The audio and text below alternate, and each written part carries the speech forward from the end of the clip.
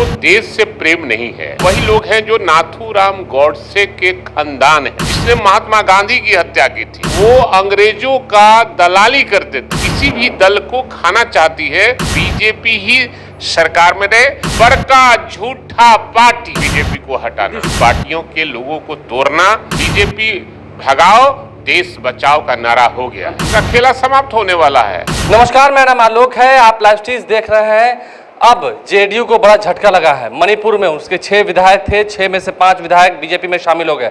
इस वक्त आरजेडी के मुख्य प्रवक्ता सह विधायक भाई वीरेंद्र हमारे साथ हैं। भाई वीरेंद्र जी, बीजेपी ने खेल शुरू किया। देखिए, बीजेपी का काम यही है, उसको देश से प्रेम नहीं है। ये तो आरएसएस के लोग हैं, वही लोग हैं जो नाथूराम गॉडसे के खानदान हैं, जिसने महात्मा गांधी की हत्या की थी।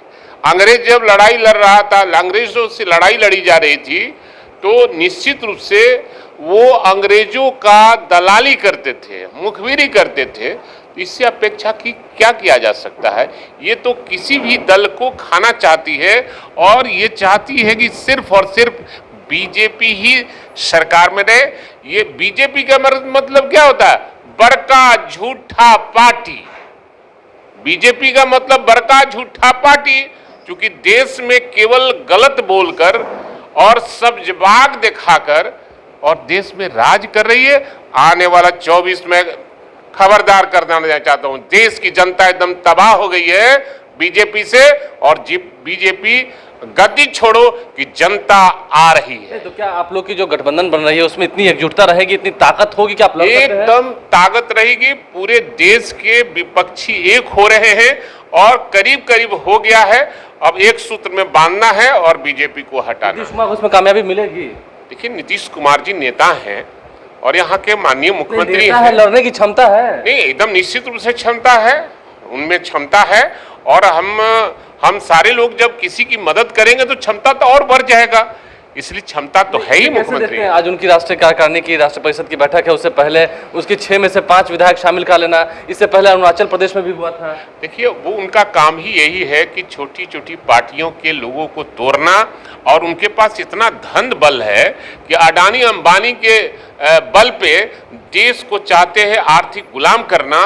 लेकिन देश की जनता अब समझ गई है कि हमको क्या करना है, और आगे की लड़ाई बीजेपी भगाओ देश बचाओ का नारा हो गया। अंतिम सवाल आपसे यही है, लगता है हाल ही में जेपी नड्डा जो आए थे उन्होंने कहा था कि क्षेत्रीय पार्टियों को अब समाप्त कर देंगे, ये उनका टारगेट है, हो पाएगा? आप लोग भी क्षेत्रीय? अरे भाई, क्षेत्रीय पार्टियों का राज ही रह गया। अगला जो प्रधानमंत्री होगा वो क्षेत्रीय पार्टियों का ही दबदबा रहेगा, और जो क्षेत्रीय पार्टी चाहेगा वही प्रधानमंत्री होगा। जो उनको दबाना चाह रहे हैं, उनका कौन दबाना चाह रहे हैं? उनका सब समाप्त हो जाएगा, उनका खेला समाप्त होने वाला है। और ये लोग फिर कहेंगे कि मैं हिमालय के तराई में चला जाऊंगा, तो जाएं हिमालय के तराई में। देखिए, भाई वीरेंद्र मुस्कुराकर सभी सवालों का जवाब दे रहे थे और कहा उन्होंने कि बीजेपी का काम ही बस यही रह गया है, लेकिन क्षेत्रीय पार्टियों को कोई समाप्त न कर पाया है और आगे उनका दबदबा बरकरार रहेगा। हमारे चैनल को सब्सक्राइब कर लें, साथ साथ फेसबुक पेज भी लाइक करें। धन्यवाद।